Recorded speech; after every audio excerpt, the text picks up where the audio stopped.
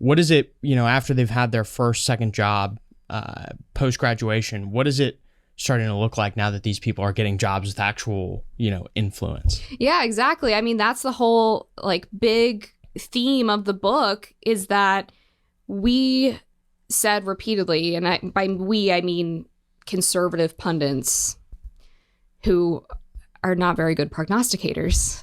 They claimed all over Fox News and wherever that the snowflake generation, the woke millennials who were throwing Molotov cocktails when Ben Shapiro came to campus, were going to get their first paycheck, realize how many taxes were being taken out by the federal government, and they would moderate. And maybe they would even become conservatives, right? I mean, the idea on its face is just ridiculous, but they really were pushing this. And then on the left, you had a group of people who claimed that nothing was wrong on campus at all. So nothing needed to change. These kids didn't need to change because they were just fighting for what was right or whatever. So these students that I graduated with go on to professional workplaces. In a few years, they get maybe a promotion or two, and they get a little bit of responsibility. Some of them don't. A lot of them are still really at the lower tier of their professional life. But they have basically used the same tactics that they did on campus, meaning mob politics, to affect change in their companies. So in the media, for example, you see these people instituting public shaming campaigns on social media against their employers. There was a recent one at the New York Times where a bunch of staffers sided with GLAAD, which is an LGBTQ plus advocacy organization, accusing the paper of transphobia. You have internal revolts where these people organize on Slack channels and then basically bully anyone who disagrees with them out of the company, like what happened with Barry Weiss. And then they organize in a way to be able to send letters and have pressure campaigns against newsroom leadership, basically just bullying people into submission. And the boomers, who are mostly in charge of these organizations or companies, kind of go along with it because, one, they don't really understand social media. So they think 15 people on social media complaining about something is a really big deal, and it's going to take down the company, which is kind of funny because now you have millions of people complaining about Bud Light and its sponsorship with Dylan Mulvaney. And that's a real social media campaign. And I think Bud Light realizes that. But typically these things are really small. It's usually just a vocal minority of people. And then the boomers also, they tend to be more liberal, the people who are in charge at least. And so I think they're kind of sympathetic to the woke progressives because they're supposed to be on the same side. And they don't realize that appeasement is the worst thing you can do because you just incentivize the mob-like behavior. And they also are terrified of being called racist. Mm-hmm. For a liberal-leaning baby boomer, and actually for any baby boomer, they think being called racist is the worst thing in the world because it was. I mean, they grew up in the time period where civil rights was kind of a new concept. Some of them are old enough to remember separate drinking fountains. So when you live through that paradigm shift of American culture in terms of how we view race, they want nothing to do with any implication that they could have been one of those people who was pushing, separate but equal. Yeah.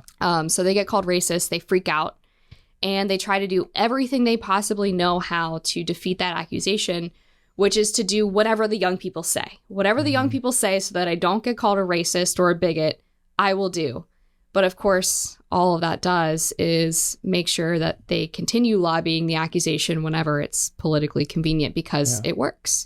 One of the things that I'm interested to talk about a little more, now that we're talking about millennials and boomers and how they relate to each other, is I'm curious where millennials are getting these ideas or these tactics from. I mean, presumably at places like GW, I'm assuming a lot of the professors are boomers. Is this like a Georgetown, not GW? Or sorry, Georgetown. I mean, I'm sure it's happening there too.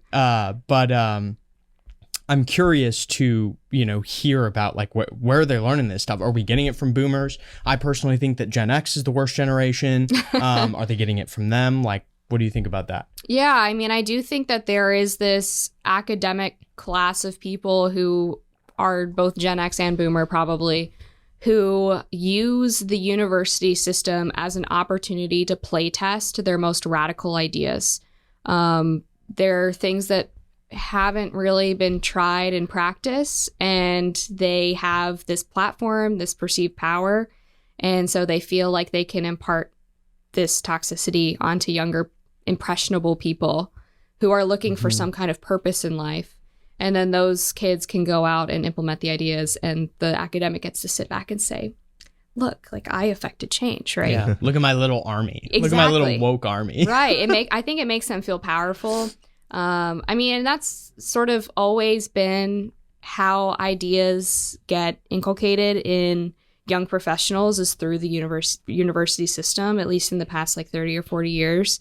But the professors are getting more and more radical. And I found that the administration, at least at Georgetown, was not like that. They were kind of just reacting to what they viewed as this sort of existential threat to their power. It was the professors in the social studies and social sciences who were really, really hardcore. So like sociology, gender and women's studies, African American studies. This was where radical ideas were dreamed up and then pushed onto the kids. There was a term I learned recently from Politico's style guide, actually, and it's a marginalized genders. I'd never heard this term before. It apparently refers to anyone who is not a cisgender man. So woman, trans, whatever, non-binary, those are the marginalized genders. And I was wondering, where did this term come? So I started going back and trying to search on Google. And this was something that was created like 15, 20 years ago in university social science departments. And then it slowly seeped its way into the students, and then they pushed it into the media. And now it's apparently a common term being used in a style guide by a major DC news publication.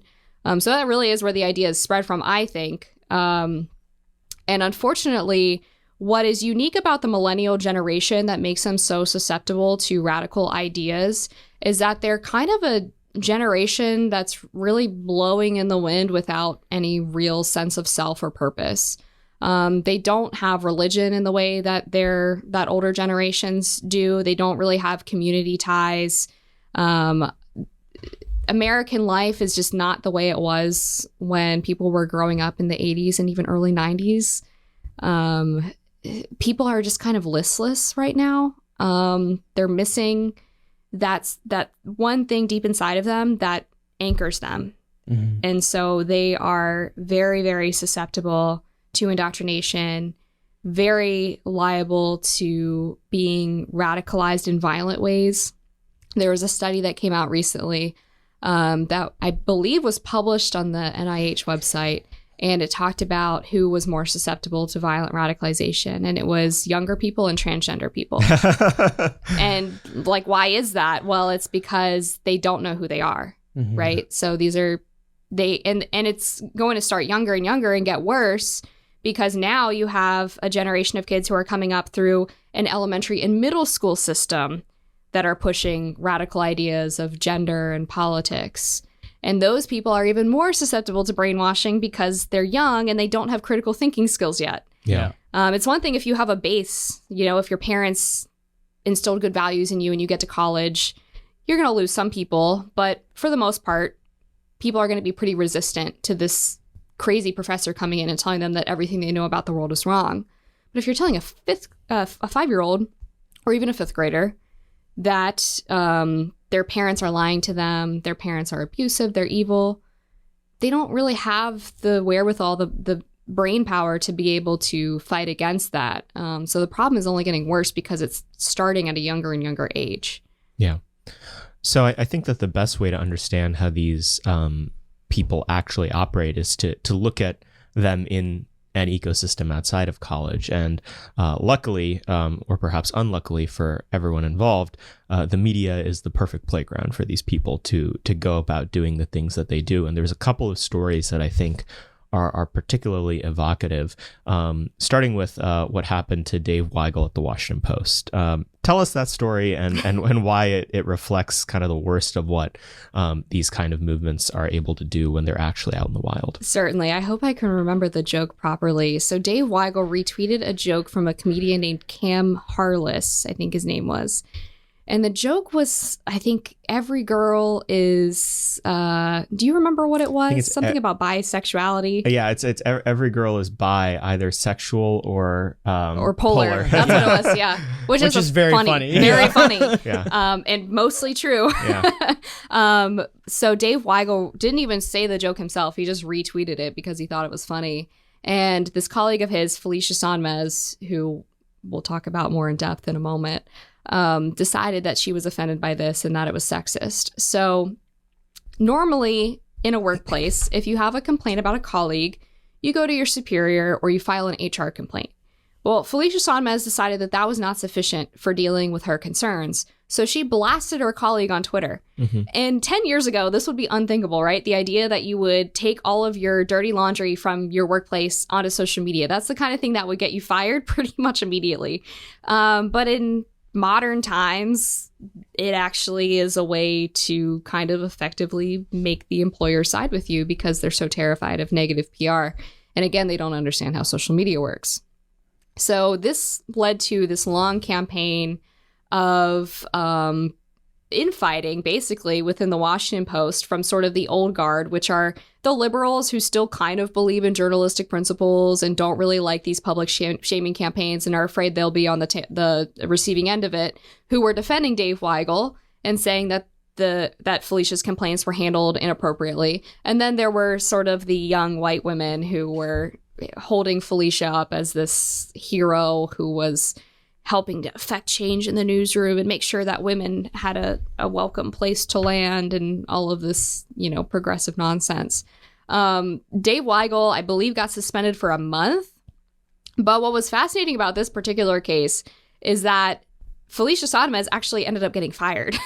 And this was a kind of a new response from newsrooms to what's been happening internally, wherein they actually seem to be starting to discipline people who do this because I think they've realized how much damage they've done to themselves by just giving in all of the time. So Felicia Sonmez was fired for violating the social media policy. And Felicia Sonmez also has a really long history with the Washington Post.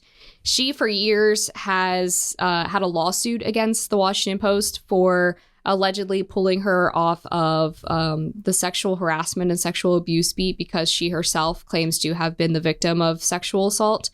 And the reality is, if you go back and look at her tweets on the issue, she's very clearly an activist on it. And so the Washington Post wasn't saying you can't be impartial because you were assaulted.